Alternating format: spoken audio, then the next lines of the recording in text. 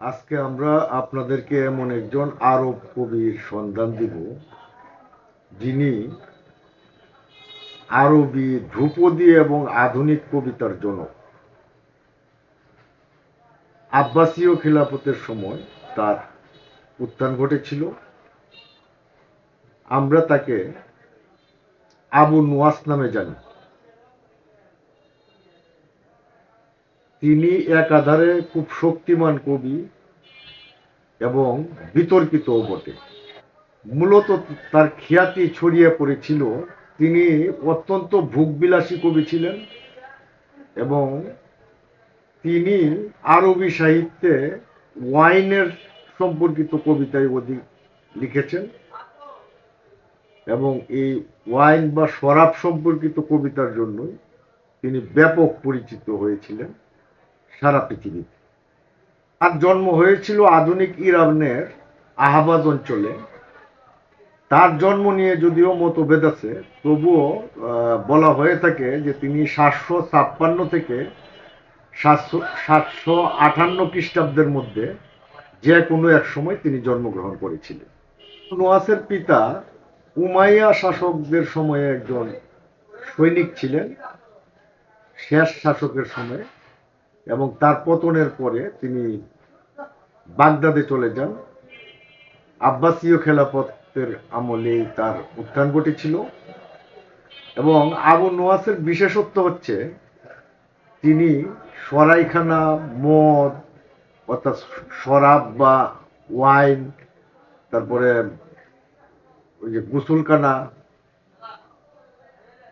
মসজিদ, এই সমস্ত বিষয়াশয় নিয়ে তিনি বিস্তারিত কবিতা লিখেছেন এবং তার যে চৈতন্যের যে মহাজাগতিক ভ্রমণ, সেই ভ্রমণের বিস্তারিত বর্ণনা দিয়েছে।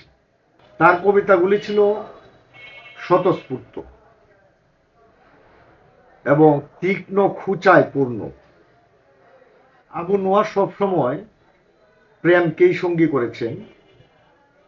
তিনি তলোয়ারের খুঁচা বা সংঘর্ষ বা যুদ্ধ, এই সমস্ত বিষয়াশয় তিনি অত্যন্ত ঘৃণা করতেন। তিনি বেশিরভাগ কবিতা লিখেছেন শরাব বা ওয়াইন বা এই সমস্ত বিষয়ে।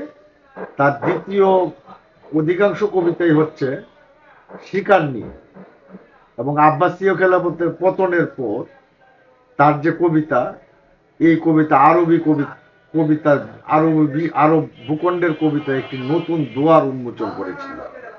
তার কবিতাগুলি মূলত লেখা হয়েছিল যে সেই সময়ের বাগদাদ অঞ্চলের অভিজাত ব্যক্তিদের মনোরঞ্জনের জন্য, এবং তিনি অভিজাত ব্যক্তিদের সাথে উঠা বসা করতেন এবং তাদের মনোরঞ্জনের জন্য কবিতা রচনা করতেন এবং তা দ্বারাই তিনি জীবিকা নির্বাহ করতেন। আমরা যদি তার ওয়াইন বা মদের কবিতাকে শুধুমাত্র মদ বা ওয়াইন হিসেবে চিন্তা করি, সেটা হবে না। এর ভিতরে একটি গভীর রাজনৈতিক বিষয়াশয় ছিল এবং গভীর দর্শন জড়িত ছিল তার কবিতাগুলির মধ্যে। মূলত তিনি ওয়াইনকে একটা অজুহাত হিসাবে তিনি রূপ করতে ব্যবহার করেছেন এবং মুক্তিদাতা হিসাবে চিহ্নিত করেছেন। যদিও ইসলাম ধর্মে ওয়াইন বা মদ নিষিদ্ধ। এই সমস্ত ইসলামের যে কঠোর বিধিনিষেধ, তার মধ্যেও তিনি মদ এবং যৌনতার প্রতি আকৃষ্টমূলক অনেক কবিতা তিনি রচনা করেছেন, যে বিষয়গুলি আসলে ইসলামী বিশ্বের সাথে কোনো সময়ই সঙ্গতিপূর্ণ নয়। আপনারা যদি এখনো ইরাকে যান, তাহলে বাগদাদের একটি পার্কের সামনে আবু নুয়াসের একটি ভাস্কর্য এখনো আপনারা পাবেন, দাঁড়িয়ে আছে প্রবল গৌরবে। আব্বাসীয় গৃহযুদ্ধের সময় তিনি 814 থেকে 816 খ্রিস্টাব্দের মধ্যে তিনি মৃত্যুবরণ করেন। মৃত্যুর কারণ বিতর্কিত, অনেকেই অনেকভাবে তার মৃত্যুকে ব্যাখ্যা করেন। ঐতিহাসিক সঠিক ব্যাখ্যাটা আসলে পাওয়া যায় না। তার মধ্যে একটি ব্যাখ্যা হচ্ছে নৌবক পরিবার তাকে বিষ প্রয়োগে হত্যা করেছিল। কেউ বলেন থাকেন মৃত্যুর পূর্বে তিনি একটি সরাইখানায় মদ্যপানরত অবস্থায় তিনি মৃত্যুবরণ করেছেন। কেউ কেউ বলে থাকেন যে তিনি তার এই সমস্ত অসংলগ্ন জীবনযাপনের কারণে তিনি কারাগারে নিক্ষিপ্ত হয়েছিলেন এবং কারাগারেই তিনি মৃত্যুবরণ করেছিলেন। আসলে সত্য বিষয়টি আমরা জানি না, কিন্তু একটি বিষয় যে এই আবু নওয়াজ তিনি অন্যান্য আব্বাসীয় কবিদের মতোই, যদিও তার মদ্যপানে তিনি অভ্যস্ত ছিলেন, কিন্তু এক পর্যায়ে তিনি আল্লাহর কাছে আত্মসমর্পণ করেছিলেন এবং তিনি ক্ষমা প্রার্থনা করেছিলেন।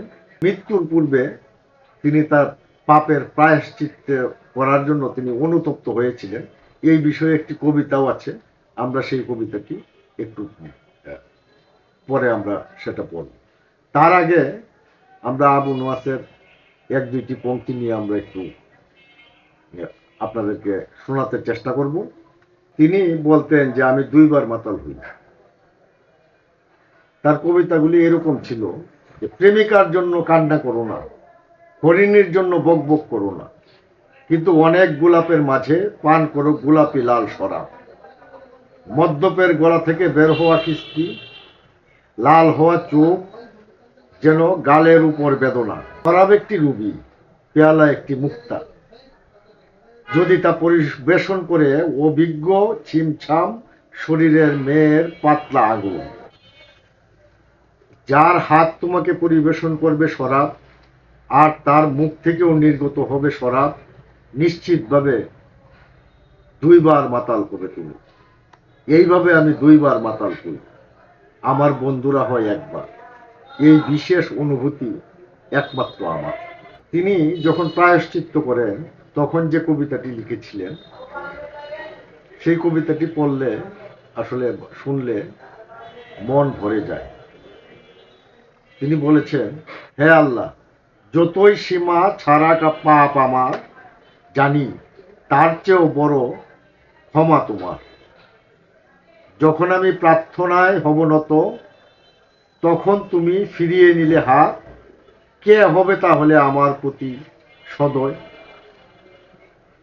তোমার দরজা যদি ভালো মানুষের জন্যই খোলা থাকবে, তবে অপরাধী পাপী বান্দাদের পথ কে ঘুরিয়ে দিবে? একমাত্র তোমাকে পাওয়ার রাস্তায় আমি আশায় বিলীন, আর তোমার অসীম ক্ষমায় আমি একজন মুসলিম। চমৎকার কথা।